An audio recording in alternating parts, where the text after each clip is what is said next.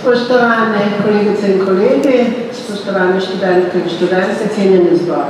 Tudi jaz sem zelo vesela, da sem danes tukaj. Hvala za vabilo, hvala za možnost, da vas pozdravim v imenu doktorske šole in vodstva Univerze v Ljubljani. Hvala organizatorjem, kolegicam in kolegom, kateri so avtori in avtorica te razstave. Razstava je zelo pomemben praznik za celo univerzo, torej z počastitvijo vaših doktorantov častimo naše doktorante in našo univerzo. Prva, danes že večkrat omenjena in zagotovo zapisana v zgodovino doktorskega študija in Univerze v Ljubljani, doktorica kemičarka, doktorica Anka Majer, je dobila kot prva tako leto po ustanovitvi univerze doktorski naziv prav na tej fakulteti. Torej kemičarka, ki je dobila univerzitetni doktorski naslov na Filozofski fakulteti. To nosi sabo pomembno simboliko.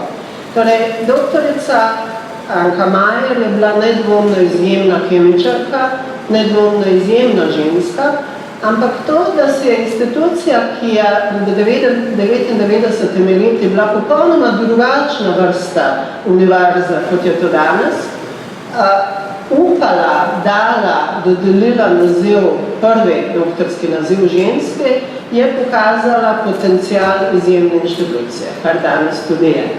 Še ena simbolika je v tem, da je kemičarka dobila naziv na Filozofski fakulteti. To govori o duhu časa, to govori o strukturi univerze, ki je takrat bila majhna in so se disciplinami blizu. Filozofija, humanistika, družboslovje, umetnost so imeli svoj pomemben položaj. O tem pomenu danes moramo zelo glasno govoriti, ker živimo v času, ko se ta pomen je včasih postavlja v dvom, včasih je spregledan, velikokrat redno podfinanciran, včasih zanemarjen in dobro je, da na instituciji, ki gradi humanistiko, družboslovje, umetnost, glasno sporočamo, kako so izsledki našega raziskovanja znanja, ki jih ponujemo družbe za to družbo nujna, kako ste lepo povedali, oster in potreben inštrument urejevanja družbe in kako se moramo zavedati, da ta civilizacijsko